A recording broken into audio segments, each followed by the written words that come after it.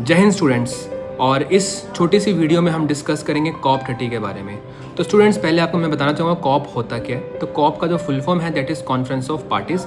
Basically COP एक platform है जहाँ पे कंट्रीज आके डिस्कस करती हैं अपने गोल्स एंड अपनी achievements in terms of the reversal of climate change. Climate change कितनी बड़ी प्रॉब्लम है, इसको रियलाइज़ 1990s में किया गया था। हम ग्लोबल लेवल के ऊपर राइजिंग टेम्परेचर्स को ऑब्जर्व कर रहे थे।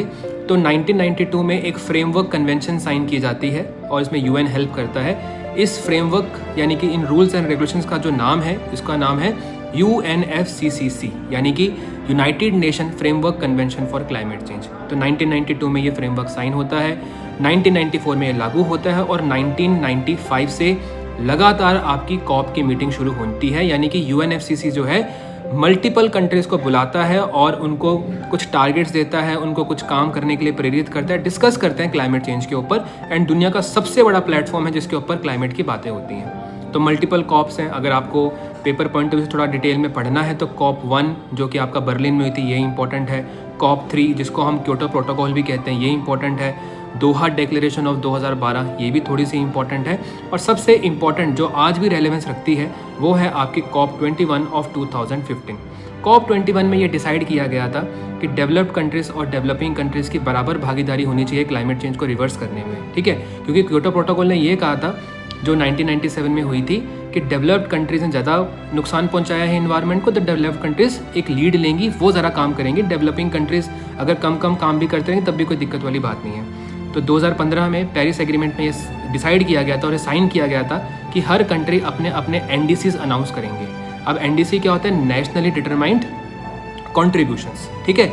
यानी कि हर देश डिसाइड करेगा कि वह क्लाइमेट चेंज में कितना कंट्रीब्यूट कर सकता है और उतना ही वो कंट्रीब्यूट करेगा और हर एक कॉप में बताएगा कि हमारे ये टारगेट्स थे और इन टारगेट्स को हमने अचीव कर लिया है। तो जो अभी रिसेंट की जो इंपॉर्टेंट कॉप्स हुई हैं उसमें आपका कॉप 28, कॉप 29, कॉप 30 जो है, ये जो रिसेंट वाली हुई हैं। जो कॉप 28 है आपको पता होना चाहिए, ये आपकी दुबई में हुई थी। फिर कॉप 29 आपकी बाकू अजरबैजान में हुई थी। और जो सबसे रिसेंट वाली जो इस साल हुई है वो है बेलम ब्राज़ील में।